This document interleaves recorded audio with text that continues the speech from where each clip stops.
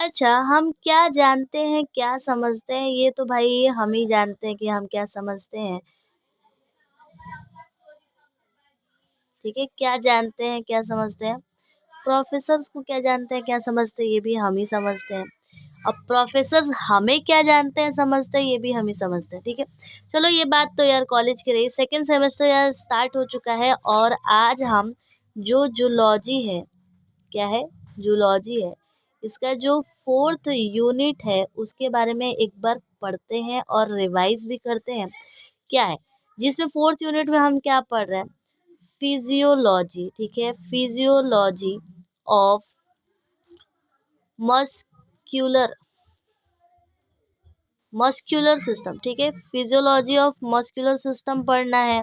और अपने खोपड़ी, अपने दिमाग, जो कि आपके पास तो है नहीं, लेकिन चलो आ ही गए हो तो थोड़ा बहुत होगा तभी तो आए हो, तो उसको भी एक बार पढ़ लेते हैं। ठीक है, नर्वस सिस्टम। ठीक है, यानी किसके बारे में पढ़ना है अभी हमें, physiology of muscular system, nervous system और एंडोक्राइन सिस्टम। हाँ भाई, जो आपके मन में बहुत फुदुक फुदुक के जो डोपामिन रिलीज होता है ना, वही उसी के बारे में हमें क्या करना है, पढ़ना है।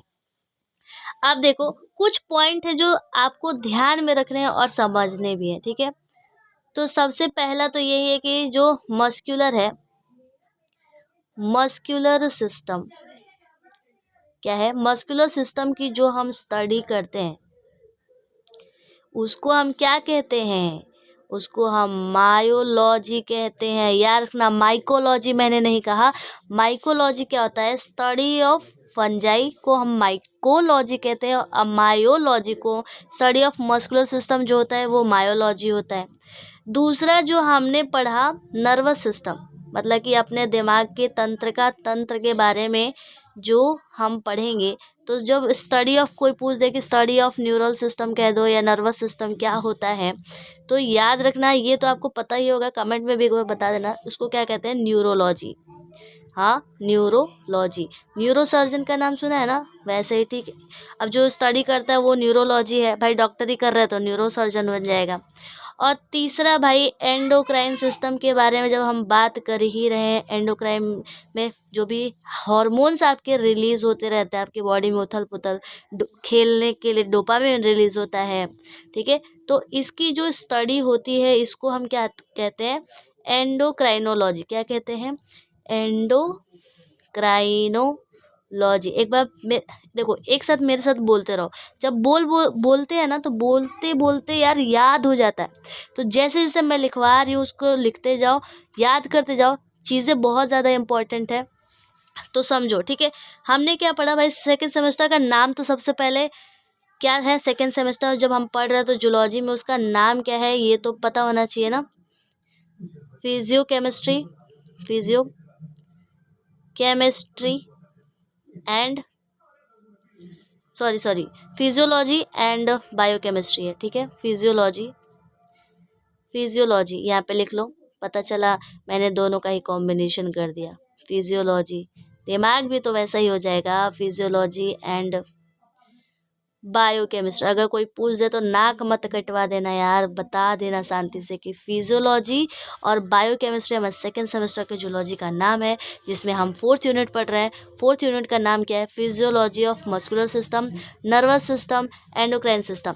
स्टडी ऑफ मस्कुलर सिस्टम को हम मायोलॉजी कहते हैं, स्टडी ऑफ नर्वस सिस्टम को हम न्यूरोलॉजी कहते हैं, और स्टडी ऑफ एंडोक्राइन सिस्टम को हम क्या कहते हैं, एंडोक्राइनोलॉजी कहते हैं। ठीक है, अब जो हमारा मेन मुद्दा आता है ना, हम अभी क्या पढ़ेंगे, physiology, physiology of muscle muscular system. ठीक है, फिजियोलॉजी ऑफ मस्क्यूलर सिस्टम। अच्छा, अब जब टॉपिक शुरू हो ही गया है तो बताओ फिजियोलॉजी से क्या समझते हो, कमेंट में बताना। ठीक है, और मैं भी बता दे रही हूँ फिजियोलॉजी का मतलब क्या होता है, फिजियो मतलब जो आपकी फिजिकल अपीयरेंस है, किसी भी बॉडी ऑर्गन का जो फिजिकल अपीयरेंस है। और लॉजी का मतलब क्या होता है, स्टडी करना। ठीक है, लॉजी का मतलब क्या होता है, स्टडी करना, और फिजियो का मतलब होता है फिजिकल अपीयरेंस। ठीक है, physical appearance of, physical appearance of organs भाई हमारी बॉडी में क्या है, ऑर्गन्स ही तो है, या ऑर्गन्स कह लो, ऑर्गन सिस्टम कह लो, ठीक है। तो जो फिजियोलॉजी है ऑर्गन सिस्टम की, उनके बारे में जो स्टडी कर रहे हैं वही हमारी फिजियोलॉजी है। तो अभी हम कौन से सिस्टम, कौन से ऑर्गन सिस्टम की बात करें, मस्कुलर सिस्टम की। तो अब मस्कुलर सिस्टम की बात कर ही रहे हैं, तो मस्कुलर सिस्टम में हम पढ़ते क्या है, जब मस्कुलर सिस्टम की बात कर ही रहे हैं तो मस्कुलर सिस्टम में हम पढ़ते क्या हैं भाई, इसमें हम पढ़ते हैं टाइप्स ऑफ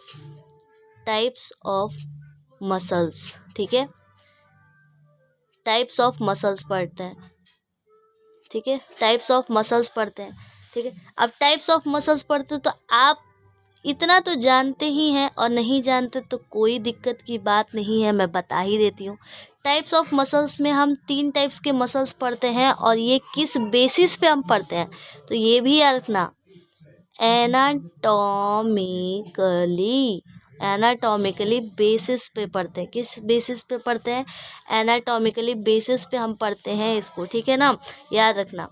3 टाइप्स के होते हैं, कितने टाइप्स के होते हैं ये भी लिख लो, 3 टाइप्स के होते हैं। एनाटॉमिकली बेसिस होता है, यानी on the basis of anatomically ये 3 टाइप्स के होते हैं।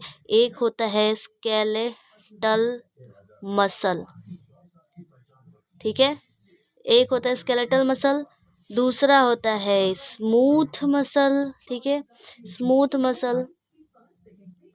अब स्मूथ मसल को ना विसरल मसल भी कहते हैं, नाम याद रखना, विसरल।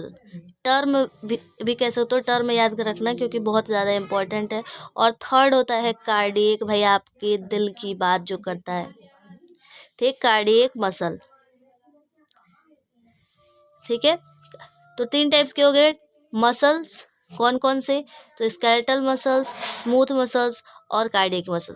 अब याद रखना, जो आपकी बात मानता है, जो आप कहते हो वही करता है। आप कहते हो झोला उठा लो, वो झोला उठा लेता है। आप कहते हो कि चलो कॉलेज जाना है, तो वो कॉलेज चल देता है। आप कहते हो किसी को घूंसा मार दो, वो घूंसा मार देता है। आप कहते हो किसी को हाय बोल दो, टाटा बोल दो, हाथ मिला लो उससे, तो आपकी जो इच्छा का मान रखता है कि यार चलो मेरा मालिक मुझसे कह रहा है, वो है हमारा स्केलेटल सिस्टम, जिसको हम कह सकते हैं कि ये हमारे वॉलेंट्री होते हैं।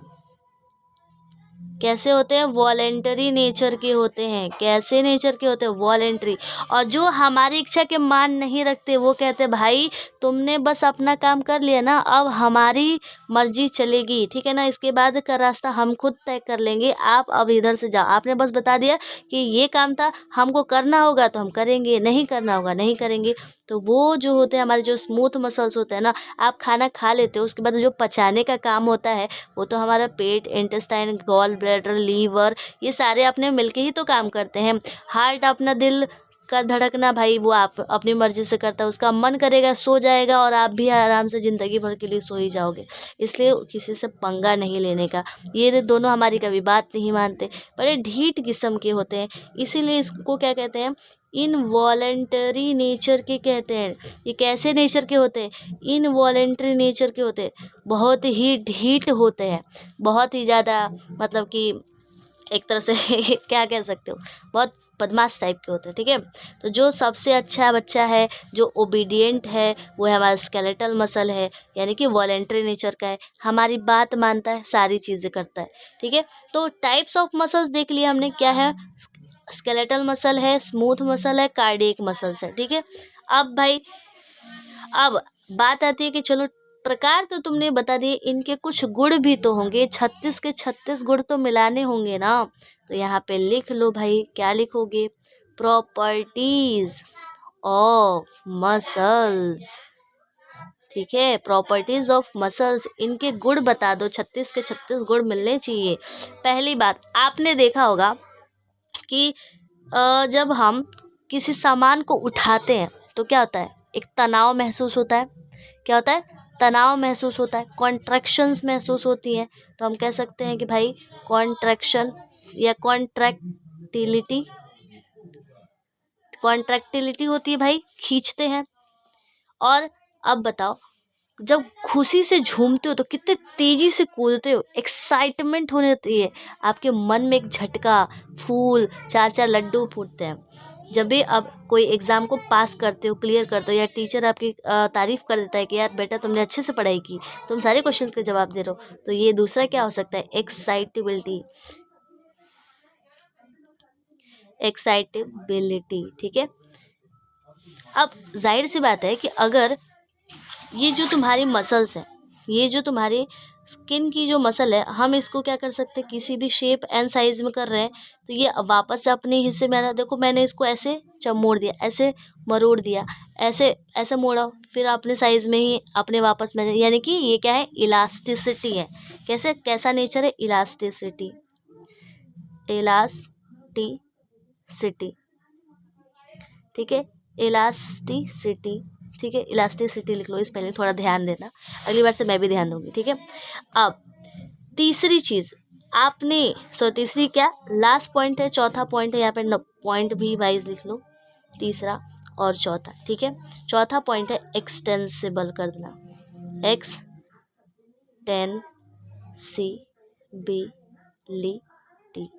अब एक इसे कैसे समझोगे, कैसे समझोगे, अब मान के चलो सपोज दैट ये हमारी एक मसल है, ठीक है।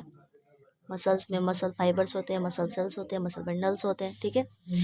अब इसको हमने एक सिकोड़ दिया, कॉन्ट्रैक्ट कराया, कॉन्ट्रैक्ट किया तो वो कुछ इस तरीके का बन गया। तो इसकी साइज में क्या हुआ, ये साइज में रिड्यूस हो गया। देन ये क्या होता है, अपनी साइज को रिगेन करता है, और हमने क्या किया, इसको और खींच दिया, लमार दिया, एकदम खींच के लमार दिया, एकदम तुमको बड़ा कर देंगे। तो जो कॉन्ट्रैक्ट हुआ, कॉन्ट्रैक्ट होने के बाद, खींचने के बाद और ज़्यादा दम लगा के खींच दिया, तो इसको हम क्या कहेंगे, दिस टर्म इज एक्सटेंसिबिलिटी, ठीक है। ये सारी चीज़ें आपकी ज़िंदगी में आने वाली हैं, और ये सारी चीज़ें, और आपके लिए एक होमवर्क भी है। होमवर्क ये है कि जो ये टर्म मैंने समझाया है, क्या आप इसको एक डायग्राम का फॉर्म दे सकते हो?